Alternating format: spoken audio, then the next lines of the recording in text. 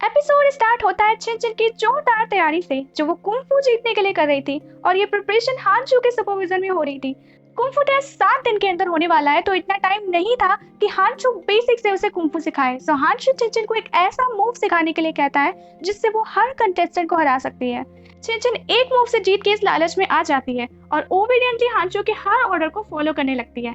हानचू जानबूझकर बार बार उससे ऐसा मूव करवाने की कोशिश करता है जिससे चिन बैलेंस खोकर उसकी बाहों में गिर जाती है। स्लोली बट फाइनली चिन समझ जाती है कि हानचू जानबूझकर ये सब कर रहा है और चिढ़कर वो वहां से जाने लगती है। हानचू रोक लेता है उसे कि अब मैं एकदम सीरियस हूँ, मैं सच में तरीका बताऊंगा कि कैसे तुम लिंची से 1 पॉइंट एक्स्ट्रा बनाकर जीत सकती हो। चाहे तुम दोनों में लिंची आगे चल रही हो या ड्रॉ हो फिर भी तुम जीत पाओगी। और हानचू चिन के कान में वो सीक्रेट फुसफुसा देता है। चिन की एक्साइटमेंट साफ देखी जा सकती है और वो अपने अड्डे पर अपनी मंडली के पास पहुंच जाती है।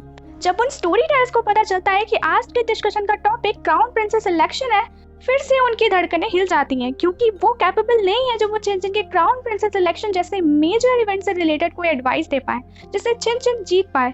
और माफी मांगते हैं चिन से कि हम पावरलेस हैं, हम आपको जीतने में आपकी मदद नहीं कर पाएंगे। लेकिन जब चिन क्लियर करती है कि उसे जीतने नहीं हारने के लिए एडवाइस चाहिए, वो स्टोरी टेलर्स एकदम शॉक हो जाते हैं कि हारने के लिए भी कोई मदद मांगता है। और वो लोग चिन को कहते हैं कि आपके लिए तो जीतना मुश्किल है, हारना तो आपके बाएं हाथ का खेल है।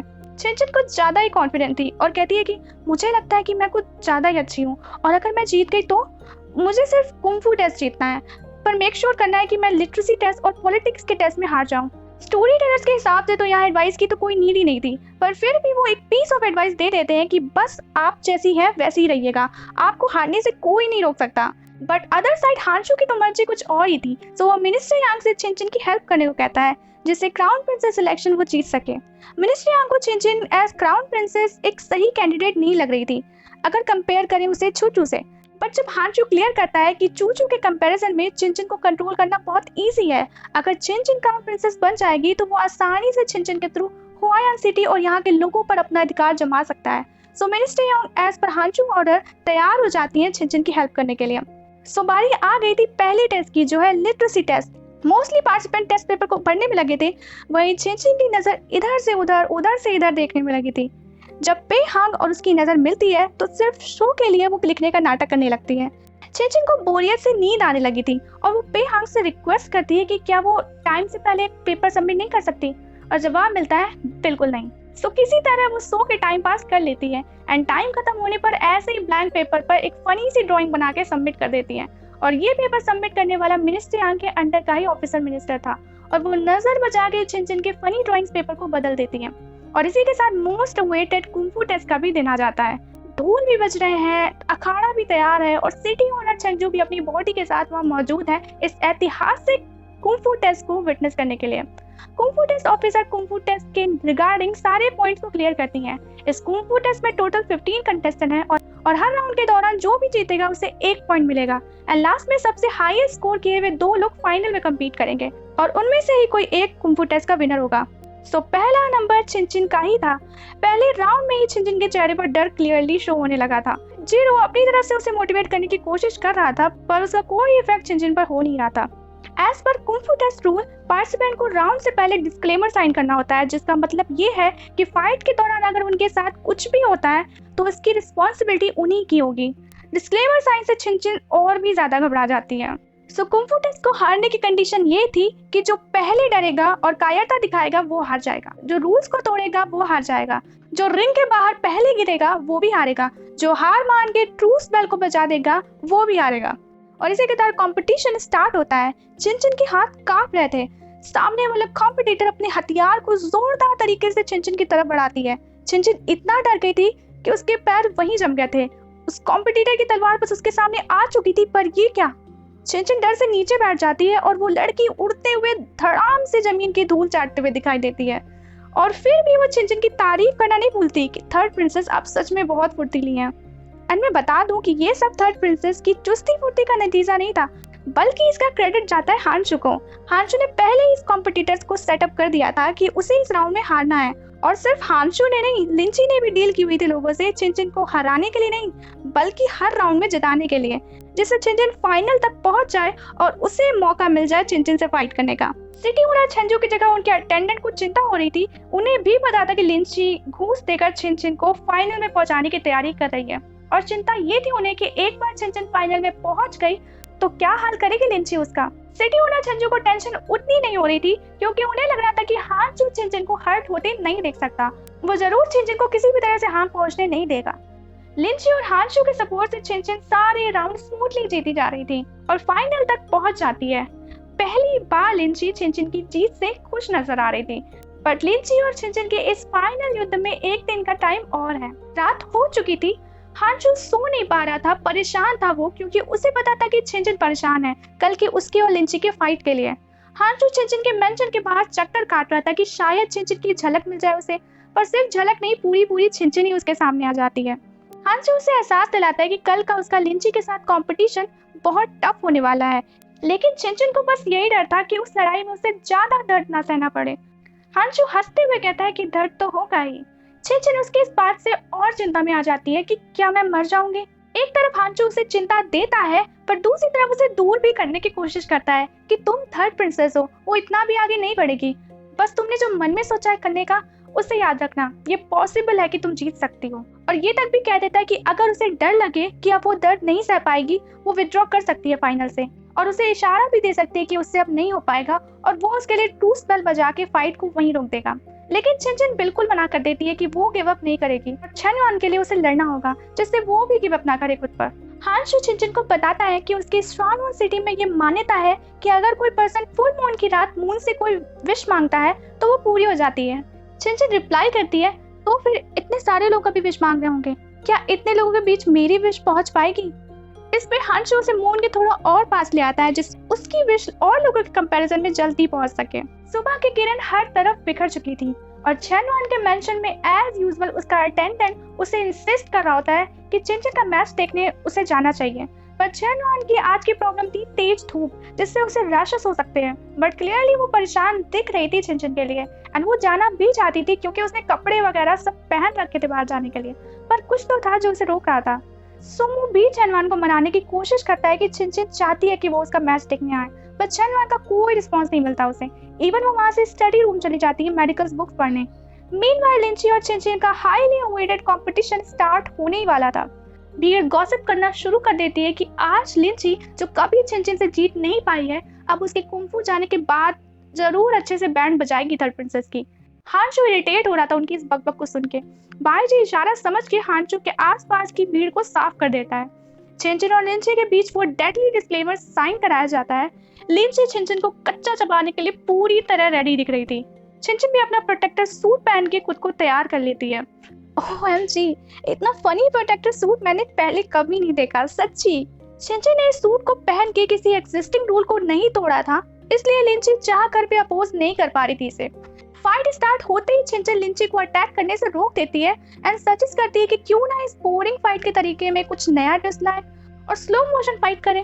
सरप्राइजिंगली लिंची सिली से सजेशन को मान भी जाती है and slow motion fight start होती है। लिंची स्लो मोशन फाइट ही कर रही थी, बट चिनचिन इसी मौके का फायदा उठाकर उसे 2-3 लात घुसा दे देती है। चिनचिन का उसे इस तरह बुद्धू बनाना लिंची को गुस्से से लाल कर देता है और वो बिना रुके लिंची पर कोड़े बरसाने लगती है। हांशू लिंची के हर कोड़े के वार को काउंट कर रहा होता है। लिंची एक अनकंट्रोलेबल जानवर की तरह बस कोड़े मारती जा रही थी, और चिनचिन के पास उसके निशाने से बच के भागने का ही ऑप्शन था। चिनचिन के उस प्रोटेक्टर सूट ने उसके पैर को कवर नहीं किया था, सो लिंची उसके पैर पर टारगेट करती है और उसके पैरों को फंसा के उसे गिरा देती है, बट चिनचिन लिंची के पैरों को जकड़ लेती है। चिनचिन को हांशू के बताए हुए पॉइंट्स याद आ रहे थे कि लिंची के कोड़े मारने की टेक्निक सिर्फ एक प्रॉपर डिस्टेंस होने पर ही काम करती है, और उसे फायदा मिल सकता है अगर वो उसके पास आके हैंड टू हैंड फाइट करे, और बस जास पाते उसे रिंग से बाहर ढकेल दे। वो लिंची इरिटेशन से चिल्ला रही होती है कि उसे शर्म नहीं आ रही ऐसे कंपटीशन करके, बट ऐसे क्रिटिकल पॉइंट्स पर किसे एम्बैरस होने की परवाह होती है। सो चिनचिन अपने इसी प्लान पर टिकी रहती है एंड लिंची को भी गिरा देती है, और दोनों की कभी न खत्म होने वाली बिल्लियों वाली लड़ाई शुरू हो जाती है। सारी भीड़ इंक्लूडिंग हांशू, सिटी ओनर चूचू, पेहा, सब इस अजीब सी फाइटिंग को पूरे कंसंट्रेशन से देख रहे होते। सिटी ओनर ही इस कैट फाइट को खत्म करने का जिम्मा उठाती हैं और ऑर्डर देती है कि ऐसे फाइट करना बंद करें, लेकिन दोनों में होड़ लगी थी कि पहले वो छोड़े। सो एट लास्ट चिंचिन कहती है कि 1 से 3 काउंट पे वो एक साथ अपना हाथ एक दूसरे से हटा लेंगे। 3 काउंट भी हो जाता है पर दोनों झूठे लोग अपने हाथ को हटाते ही नहीं है, पर तब भी एक दूसरे पर धोखेबाज होने का इल्जाम लगा रहे होते हैं। चिंचिन के इतने पास होने का चांस यूज करके लिंची उसके प्रोटेक्टर सूट को खोलने में लग जाती है और फिर से अपने पुराने मर्सीलेस फॉर्म में आ जाती है एंड अल्टीमेटम देती है चिंचिन को अगर उसे दर्द नहीं सहना है तो अभी इसी वक्त हार मान कर फाइट को रोक दे। पर चिंचिन हार मानने के मूड में नहीं थी एंड ये फाइट एक सीरियस मोड़ ले लेती है और लिंची उसे हैवानों की तरह कोड़े मारने लगती है। चिंचिन के हाथ जख्मी हो जाते हैं। चिंचिन की आंखें उन भीड़ में छनवान को ढूंढ रही थी जो अभी तक नहीं आई थी। लिंची रुकने का नाम नहीं ले रही थी। वो चिंचिन पर एक के बाद एक कोड़े बरसाती जा रही थी। हांचू गुस्से से भरा हुआ था पर चिंचिन की वजह से वो ये मैच खत्म भी नहीं कर सकता था। सो लाचारों की तरह वो लिंची की हर बार को बस लगातार गिनता जा रहा था। पेहांग का भी हाल चिंचिन की हालत देख के बहुत बुरा हो रहा था। चिंचिन आधे से ज्यादा हट चुके प्रोटेक्टर सूट को खुद से ही पूरा हटा देती है और लिंची को चैलेंज करती है कि असली फाइट अब शुरू हुई है। उसके इस बोल्डनेस को देख के सिटी ओनर चेंचू के चेहरे पर एक प्राउड भरी स्माइल आ जाती है और वो यही सोच रही थी कि अगर चिंचिन ये मैच और इस क्राउन प्रिंसेस इलेक्शन को जीत जाती है तो उसे चूचू पर डिपेंड नहीं रहना पड़ेगा चिंचिन का ध्यान रखने के लिए। चिंचिन कॉन्फिडेंट थी कि वो लिंची को ढकेल के रिंग से बाहर फेंक सकती है पर उसका पासा उस पर उल्टा पड़ जाता है। लिंची के लिए और भी आसान हो गया था उसे चोट पहुंचाना। पेहांग की शहन शक्ति ने अब जवाब दे दिया था। वो चिंचिन को रोकने के लिए आगे बढ़ता ही है। हांचू उसे रोक देता है कि चिंचिन की यही विश है। पेहांग हांचू से डिसअपॉइंटेड होकर कहता है कि तुम्हें नहीं समझ आ रहा चिंचिन के लिए कितना डेंजरस है। वो अपनी कुंफू स्किल्स खो चुकी है, वो जीत नहीं सकती। उसे हट देख के तुम्हें कोई फर्क नहीं पड़ रहा। हांचू अपना पॉइंट सामने रखता है कि तुम्हारे लिए वो यूजलेस होगी पर मेरे लिए नहीं है। पेहांग को सिर्फ और सिर्फ चिंचिन दिख रही थी जो दर्द में है। वो जीरो को ऑर्डर देता है कि वो ट्रूस बेल बजा के ये मैच यहीं खत्म कर दे। हांचू रिक्वेस्ट करता है कि वो थोड़ा भरोसा रखे चिंचिन पर क्योंकि मेरे हिसाब से अगर वो ठान ले तो कुछ भी कर सकती है। इन कॉन्फिडेंस की बातों के बीच भी उसकी आंखों में दर्द बेचैनी दिख रही थी चिंचिन की हालत को देख के। पेहांग कहते हैं कि तुम सह सकते हो पर मैं नहीं। लिंची कोई भी कसर नहीं छोड़ रही थी चिंचिन को चोट पहुंचाने की। इधर से उधर वो चिंचिन को उठा के पटक दे रही थी। पेहांग सीधे जाके ट्रूस बेल बजाने की डिमांड करते हैं पर वहां के इंचार्ज उसके रूल्स क्लियर करती है कि कॉम्पिटिटर के लिए ट्रूस बेल सिर्फ उसके पेरेंट्स और उसका हस्बैंड बजा सकता है। पेहांग चिंचिन और उसके 15 साल के एंगेज्ड हुए रिश्ते का हवाला देकर क्लेम करते हैं कि उसकी माँ के बाद मुझसे ज्यादा एलिजिबल कोई नहीं है जो चिंचिन के लिए ट्रूस बेल बजाए और उस इंचार्ज मिनिस्टर को वहां से हटा के बेल बजा देता है और अनाउंस किया जाता है कि पेहांग ने बेल बजा दी है। सो चिंचिन हार मानती है और लिंची जीत गई है। चिंचिन का इरादा इतने दर्द और जख्म सहने के बाद हार मानने का तो बिल्कुल नहीं था और वो क्लैरिफाई करती है कि वो इस ट्रूस बेल बजाने को नहीं मानती। पेहांग ना उसका पेरेंट है, ना उसका भाई और ना ही उसका हस्बैंड। पेहांग इसे सुन के कहते हैं कि तुम्हारी और हांचू की शादी प्रॉपर रिचुअल्स के अकॉर्डिंग नहीं हुई है और ना ही इस शादी को किसी ने विटनेस किया है। तुम दोनों कपल्स नहीं हो और हांचू को यहाँ आए 3 महीने भी नहीं हुए हैं और मैं हूँ जो तुम्हारे साथ बड़ा हुआ हूँ, 15 साल से एंगेज्ड हूँ और अगर हम में से कोई है तो मैं हूँ जो तुम्हारे लिए ट्रूस बेल बजाने का अधिकार रखता हूँ। और रिक्वेस्ट करता है चिंचिन से कि वो उसकी बात मान ले और रिंग से बाहर आ जाए। और कुंफू ऑफिसर भी डिमांड करती है कि वो सिर्फ एक को चुन सकती है जो उसके बिहाफ पर डिसीजन ले सकता है, या तो वो पेहांग को चुन सकती है या फिर हांचू को। चिंचिन पेहांग के उसकी ओर बड़े हाथों को माफी मांगकर रिजेक्ट कर देती है और हांचू को चुनती है कि जब तक वो ट्रूस बेल नहीं बजाता मेरी फाइट खत्म नहीं होगी। और फाइट फिर से शुरू हो जाती है। भीड़ में एक बार फिर से बातचीत का माहौल बन जाता है कि इतने गुड लुकिंग पेहांग को पब्लिक के सामने थर्ड प्रिंसेस ने रिजेक्ट कर दिया। कितने एम्बैरसमेंट की बात है। पता नहीं अब कोई अच्छे घर की लड़की पेहांग से शादी करेगी। पेहांग वही फ्रीज हो चुका था, उसे समझ नहीं आ रहा था कि इन सब के बाद वो क्या रिएक्ट करे। सिटी ओनर चेंचू के सीन को विटनेस करने के बाद हांचू को लेके उनके थॉट्स बदल चुके थे। उन्हें लग रहा था कि चिंचिन को इतना ह्यूमिलिएट और दर्द सहते देखकर भी हांचू ने कोई कदम नहीं उठाया। सिटी ओनर का सोचना ये था कि माना कि हांचू चिंचिन के मन को समझते हुए ऐसा कर रहा हो, पर एक औरत को उसे समझने वाला नहीं बल्कि ऐसा आदमी चाहिए जो उसे पूरे दिल से प्यार करे। और इस हिसाब से तो पेहांग ही उन्हें सही मैच लग रहा था चिंचिन का। आप भी मुझे कमेंट करके बताइएगा कि आपके हिसाब से पेहांग ज्यादा डिजर्व करता है चिंचिन को या फिर हांचू। चिंचिन के पब्लिकली पेहांग को ऐसे ह्यूमिलेट करने के बाद लिंची का पारा और भी ज्यादा हाई हो गया था। माना कि वो चाहती थी कि पेहांग की एंगेजमेंट से टूट जाए जिससे उसका रास्ता साफ हो सके, पर ऐसे पब्लिक के सामने पेहांग को रिजेक्ट करना ये लिंची के बर्दाश्त के बाहर था और उसके चिन पर एक एक बार उसके इस गुस्से को दिखा रहे होते हैं। मीनवाइल चनवान मैच ना अटेंड करने के बावजूद भी डिस्टर्ब थी। चनवान अपने इमोशन पे कंट्रोल कर रही थी। वो प्रिटेंड यही करती है जैसे उसे कोई केयर नहीं हो इन सब की, पर उसका मैसेंजर ये भांडा भी फोड़ देता है जब वो सूमो और उसके अटेंडेंट के सामने ये बताता है कि आपके मैच में भेजे हुए लोग ने ये इन्फॉर्मेशन भेजी है कि बुरी तरह चोट खाने के बाद भी चिंचिन रिंग में डटी हुई है। इसे जानने के बाद सूमो नहीं रुकता है और चनवान को मैच देखने के लिए ले जाने लगता है। इधर चिंचिन की कंडीशन से सभी इमोशनल थे, यहाँ तक लिंची को भी कहीं ना कहीं थोड़ा सा तरस आ जाता है और वो चिंचिन से फिर मैच में हार मान के खत्म करने को कहती है। चिंचिन एक बार फिर अपनी नजर से पूरी भीड़ को स्कैन करती है। चनवान का अभी भी कोई अता पता नहीं था, बट कुछ ही सेकंड में चनवान जोर से चिल्लाते हुए सामने आती है कि हार मान लो चिंचिन, मैं तुम्हारी बात मानूंगी, प्रॉमिस करती हूँ मैं सारे मेथड्स ट्राई करूंगी अपने पैरों पर खड़े होने के लिए। चनवान को देख के चिंचिन में एक नई एनर्जी फ्लो होने लगती है और वो अचानक से उठ के लिंची के विप से उसे पकड़ के खींच कर रिंग से बाहर छलांग लगा देती है। क्योंकि अब लिंची रिंग से बाहर थी और बाहर लाने वाली चिंचिन थी, बट लिंची सबसे पहले रिंग के बाहर गिरी थी, तो दोनों के रिंग के बाहर होने के बावजूद भी जीत चिंचिन के खाते में जाती है। चिंचिन की पूरी बॉडी दर्द और जख्म से भरी हुई थी, इसलिए हांचो का नेक्स्ट प्लान था उस लिंची से हर एक वार का बदला लेने का, क्योंकि तभी तो इतनी मेहनत करके उसने ध्यान से लिंची की हर एक वार को बिना चूके काउंट किया था। चिंचिन को आइडिया था कि हांचो जैसे इंसान लिंची से बदला लिए बिना नहीं रहेगा और उसका बदला लेने का तरीका कोई ऐसा वैसा तरीका नहीं होगा, इसलिए वो हांचो से कहती है कि उसको पता है इस दर्द का बदला वो कैसे ले सकती है, और वो हांचो से कहती है कि मुझ पे छोड़ दे, मुझे बदला कैसे लेना है उससे। पेहांग टाइम पाके पहुंच जाते हैं चिंचिन की केयर करने। हांचो पेहांग को रोक के उससे क्वेश्चन करता है कि मैंने सुना इतने सालों में तुम्हें इस एंगेजमेंट से कोई मतलब तक नहीं था और आज वही एंगेजमेंट की बात पब्लिक के सामने मेंशन कर दी। ये सिचुएशन की वजह से दबाव में आके किया या फिर कोई और मोटिव है तुम्हारा? क्योंकि अगर तुम्हारा कोई और मोटिव है तो मुझे नहीं लगता कि वो मोटिव तुम्हारा पूरा हो पाएगा। पेहांग इसका जवाब ये देते हैं कि तुम्हारे लगने से कुछ नहीं होता है, मैटर ये करता है कि सिटी ओनर को क्या लगता है।